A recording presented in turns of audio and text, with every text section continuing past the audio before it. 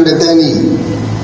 Saya perintahkan untuk mengambil tindakan yang setegas-tegasnya terhadap segala macam bentuk pengerusakan fasilitas umum, penjarahan terhadap rumah individu ataupun tempat-tempat umum atau sentra-sentra ekonomi.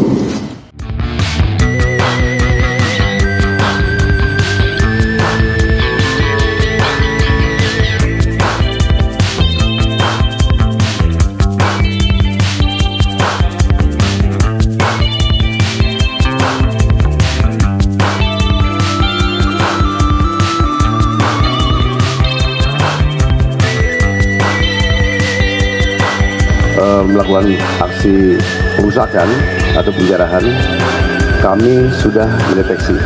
Ya, sudah tinggal tunggu saja. Ya, kita akan berupaya tindakan tegas untuk penangkapan. Kalau menyampaikan pendapat, saran dan itu tentu akan sesuai dengan konstitusi, itu sesuai diatur dengan konstitusi.